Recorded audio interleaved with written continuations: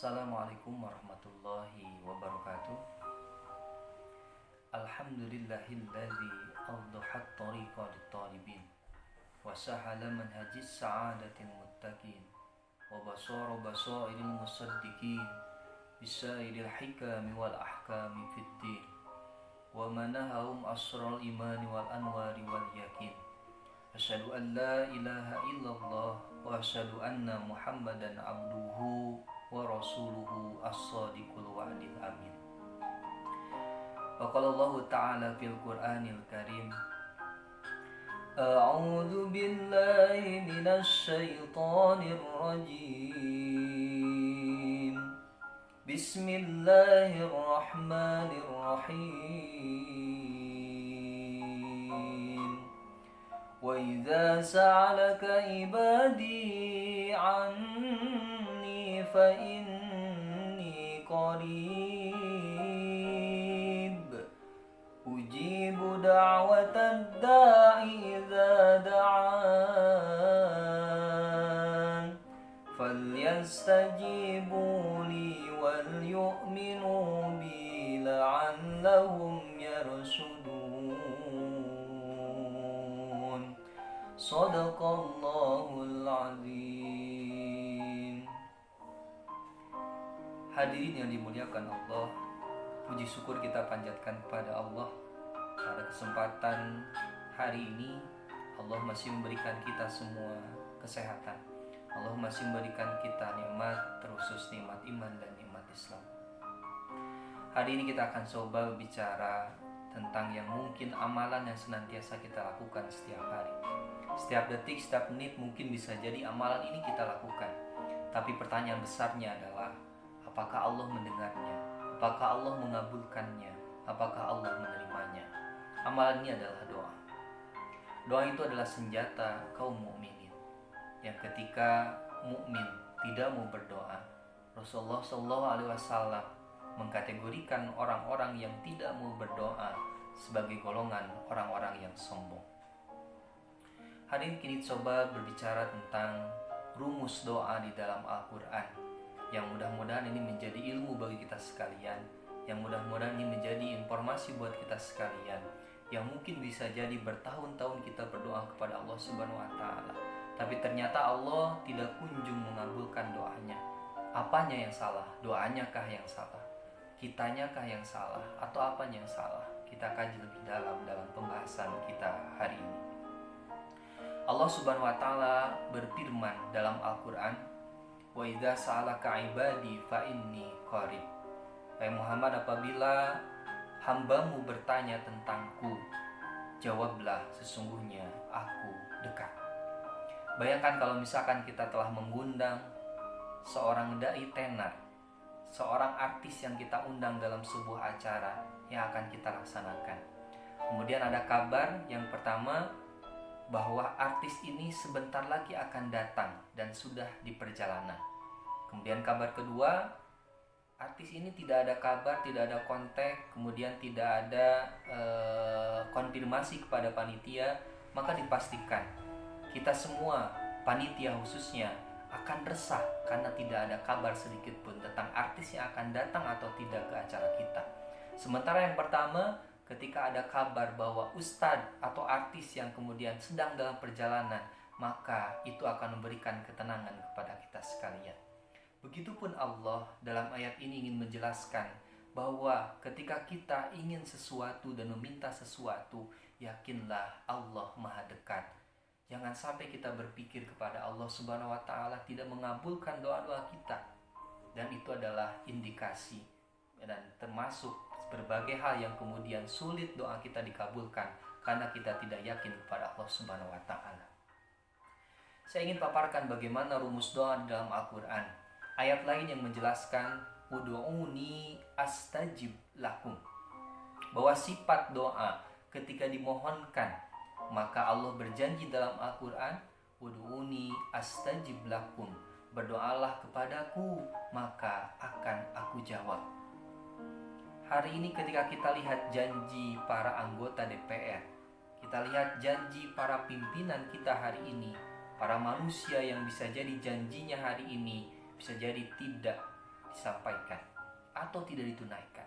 Tapi ketika Allah Subhanahu wa taala berjanji, ketika Allah Subhanahu wa taala meyakinkan dan kemudian berjanji dalam Al-Qur'an khususnya firman-Nya, maka dipastikan sedikit pun tidak akan pernah berpaling. Maka yakinkan, syarat pertama supaya doa kita mudah diijabah oleh Allah Subhanahu wa taala, yaitu kita yakin bahwa doa kita akan senantiasa dijawab oleh Allah Subhanahu wa taala. Di ayat lain, ujibu da'watad da'i idza da'an. Kalau kita kaji di dalam ilmu sorof, bahwa ujibu itu adalah fi'il mudhari. Yang mudahnya kalau misalkan dalam tenses ya bahasa Inggris ya, itu bisa jadi present, kemudian continuous, kemudian future. Present artinya sesuatu yang kemudian sekarang. Continuous itu terus berlanjut. Sementara untuk future itu adalah nanti. Nah, sifat doa pun sama. Allah menggunakan fi'il mudhari, itu artinya sifat doa, cara mengabulkannya. Ada yang kemudian langsung diijabah Allah Subhanahu wa taala, kemudian ada yang nanti diijabah Allah Subhanahu wa taalanya, kemudian akan terus berlanjut atau bisa jadi digantikan. Karena sebenarnya doa yang kita panjatkan, Allah Maha mendengar doa yang kita panjatkan.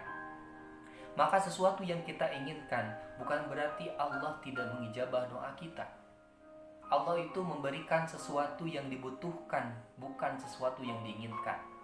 Kadang kita menginginkan sesuatu, tetapi Allah memberikan bukan yang kita inginkan, tetapi ternyata yang kita butuhkan. Logika sederhana, ketika kita misalkan ada seorang anak usia 3 tahun, saya selaku orang tua memberikan anak saya sebuah motor. Bukan berarti saya tidak mampu memberikan motor itu, tapi butuh tidak anak saya mengendarai sebuah motor. 3 tahun mengendarai sebuah motor, maka belum bisa digunakan. Artinya sia-sia. Begitupun Allah Subhanahu wa taala. Ketika kita menginginkan sesuatu, ternyata Allah jawab dengan sesuatu yang kita butuhkan. Jadi jangan sampai kita suudzon dulu terhadap Allah Subhanahu wa taala. Maka sifat yang dikedepankan, akhlak yang dikedepankan adalah husnudzon. Berprasangka baik kepada Allah Subhanahu wa taala. Apapun doa kita, maka kita yakini Allah akan mengijabah doa kita. Itu pertama. Kemudian selanjutnya, bagaimana para nabi terdahulu kemudian dicontohkan oleh Allah Subhanahu wa taala dalam Al-Qur'an. Bahkan setingkat Nabi Muhammad SAW yang akhlaknya luar biasa, yang sifatnya luar biasa, yang perangainya luar biasa, ternyata dalam sejarah tercatat bahkan di dalam Al-Qur'an diabadikan. Beliau senantiasa dulu ketika kiblat di awal-awal perintah sholat itu diperintahkan oleh Allah Subhanahu wa taala. Kiblat itu bukan menghadap Masjidil Haram, tetapi awalnya itu adalah menghadap Masjidil Aqsa Palestina. Nah, kemudian para kaum muslimin pada saat itu mendapatkan ejekan dari kaum Yahudi. Kata kaum Yahudi, kok gitu umat Islam menyembah dan kemudian menghadap kiblat yang kiblatnya itu sama dengan kita ke Masjidil Aqsa Palestina. Bukankah itu agama yang meniru agama kita, kata Yahudi. Kemudian umat Islam merasa tidak enak, ya, karena merasa agamanya adalah agama tiru-meniru. Kemudian sampai kabar ini kepada Rasulullah SAW.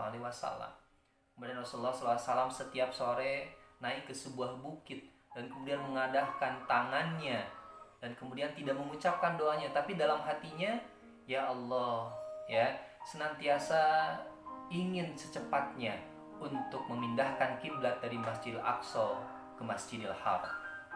Sampai kurang lebih 2 tahun, ya, bahkan sampai riwayat lain menyebutkan sampai 3 tahun Nabi Muhammad setiap sore datang ke sebuah bukit, menengadahkan tangannya dengan harapan kiblatnya akan senantiasa cepat dipindahkan dari Masjidil Aqsa ke Masjidil Haram.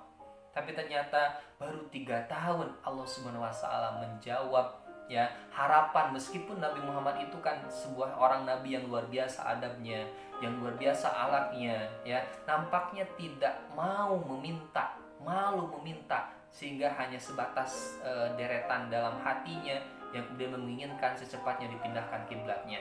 Tapi ternyata di dalam Al-Qur'an surat Al-Baqarah 144, A'udzubillahi minasyaitonirrajim, bismillahirrahmanirrahim. qad nara taqalluba wajhika fis sama.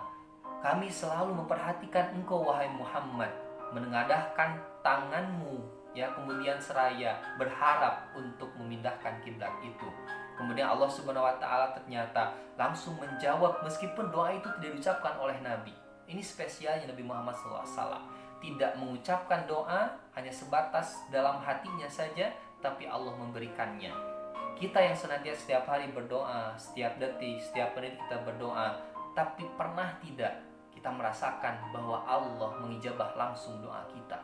Mungkin ada beberapa hal yang terjadi, tapi ternyata Nabi Muhammad hanya, kalau dalam istilah Sunda itu, gertek hati, ya, hanya sebatas hatinya saja yang kemudian meminta, tapi ternyata Allah langsung mengabulkan. Di ayat surat Al-Baqarah 144, fawalli wajhaka satral masjidil haram, ya, kemudian pada saat itu pula kiblat dipindahkan ke Masjidil Haram. Kemudian kisah kedua, ketika Nabi Zakaria alaihissalam, ya, dalam sejarah dijelaskan bahwa Nabi Zakaria ini sudah tua sehingga tidak dimungkinkan memiliki keturunan. Tapi ternyata Nabi Zakaria dalam surat Ali Imran 38 dan 39, kemudian ternyata dia berdoa, Robbi habli min ladunka dzurriyyatan thayyibah. Dia berdoa untuk diberikan keturunan, walaupun sebenarnya menurut medis hari ini, ya, usia 70, 80 ke atas itu tidak memungkinkan mendapatkan keturunan. Tapi tidak ada yang tidak mungkin bagi Allah yang memungkinkan segala yang tidak mumkin.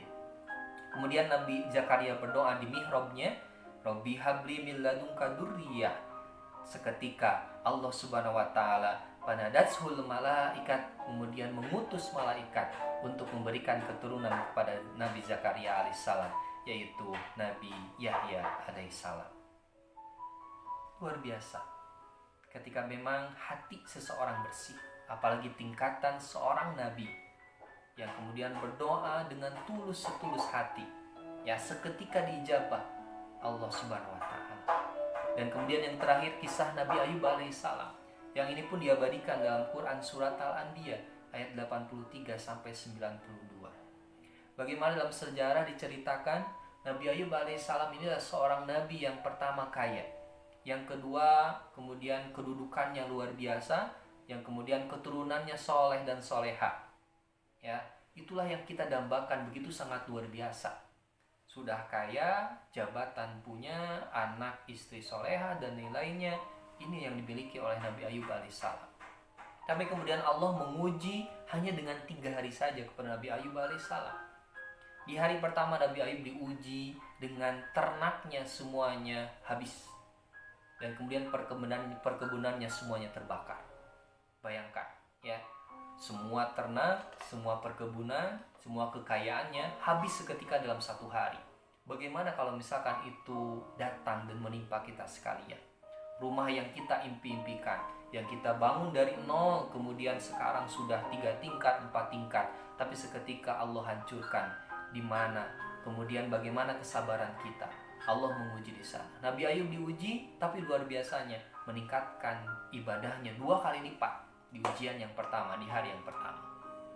Kemudian di hari yang kedua, Allah Subhanahu wa taala menguji dengan keturunannya yang kemudian diwafatkan. Tidak tanggung-tanggung, jumlah keturunan Nabi Ayub alaihissalam itu adalah jumlahnya 12 orang anak. 1 anak saja yang kita sayangi, yang kita besarkan, yang kita didik, kalau gitu Allah ambil, sedihnya luar biasa bagi kita orang biasa. Tapi ketika Nabi Ayub alaihissalam diuji dengan 12 anak yang kemudian wafat, Nabi Ayub kembali meningkatkan ibadahnya kepada Allah Subhanahu wa taala di hari yang kedua. Kemudian di hari yang ketiga, Nabi Ayub alaihissalam kemudian diuji dengan penyakit. Penyakit yang dalam Al-Quran tidak disebutkan penyakitnya seperti apa, tetapi pastinya adalah penyakit yang tidak pernah ditimpakan kepada Nabi sebelumnya dan Nabi setelahnya, sehingga penyakitnya luar biasa. Sampai-sampai, ya, Nabi, saking sabarnya Nabi Ayub alaihissalam, istrinya kemudian kewalahan dan kemudian datang kepada Nabi Ayub alaihissalam. Wahai Ayub alaihissalam, kau kan Nabi, berdoa kepada Allah untuk diampuni dan kemudian penyakitmu diangkat oleh Allah Subhanahu wa taala. Tapi luar biasanya Nabi Ayub menjawab, wahai istriku, Sudah berapa tahun Allah memberikan nikmat, jabatan, kekayaan, anak dan lain-lainnya? Istrinya menjawab, kurang lebih sudah 20 tahun wahai Ayub alaihissalam. Kemudian Nabi Ayub menjawab lagi, nanti kalau penyakitku ini, ujianku ini sudah setara dengan nikmat yang Allah berikan, baru saya berdoa kepada Allah Subhanahu wa taala untuk disembuhkan. Jadi kurang lebih 7 tahun Allah uji dengan penyakit yang luar biasa, sehingga Nabi Ayub ingin menunggu minimal 20 tahun ujian ini menimpaku, baru aku berdoa, baru setara nikmat dengan ujian yang Allah berikan, baru aku berdoa Subhanahu wa taala. Kalau kita muhasabah diri kita, ketika kita diberikan penyakit sedikit saja oleh Allah Subhanahu wa taala, sedikit saja sariawan, itu sudah menghilangkan nikmat makan kita. Sedikit saja tangan kita tergores, maka itu sudah sangat luar biasa. Kadang kita mengeluhnya luar biasa. Sedikit sakit, pilek sedikit, batuk sedikit, ngeluh. Padahal sebenarnya ngeluh tidak menyelesaikan masalah. Nah, Nabi Ayub kemudian di dalam Al-Quran diceritakan karena penyakitnya sudah mengganggu ibadahnya. Kemudian Nabi Ayub pun berdoa, Robbi anni masaniya durru wa anta arhamur rahimin. Luar biasanya, Nabi Ayub berdoa, Allah langsung menjawab, fastajabna. Kalimat yang digunakan fastajabna, huruf fa, harfu atfin, huruf atof. Allah bisa saja menggunakan kalimat waw, Allah bisa saja menggunakan kalimat summa, tapi ternyata yang digunakan adalah huruf fa. Huruf yang ketika Allah ingin memberikan kabar, informasi, sesuatu yang tidak ada jeda sama sekali. Nabi Ayub berdoa, seketika Allah sembuhkan penyakitnya, ya. Bahkan dalam beberapa riwayat kemudian diceritakan bahwa hartanya kembali Allah limpahkan. Bahkan anaknya yang jumlahnya 12 hilang dan wafat, ya. Kemudian Allah gantikan, ya. Kemudian mengandung, melahirkan kembar sampai 24 anak yang dimiliki oleh Nabi Ayub alaihissalam. Tadinya 12, kemudian Allah ganti dengan 24. Itulah kunci. Kalau kita ingin doa, kita senantiasa mudah dijabah Allah Subhanahu wa taala. Introspeksi diri kita. Dosa yang pernah kita lakukan, akhlak kita, adab kita terhadap Allah Subhanahu wa taala, terhadap sesama manusia, maka itulah yang harus kita lakukan. Jangan pernah memakan minuman yang kemudian itu haram. Itulah sesuatu yang akan mengganjal doa-doa kita untuk sangat sulit dijabah oleh Allah Subhanahu wa taala. Itu saja, mudah-mudahan bermanfaat. Wallahul muwaffiq ila aqwamit thoriq. Wassalamualaikum warahmatullahi wabarakatuh.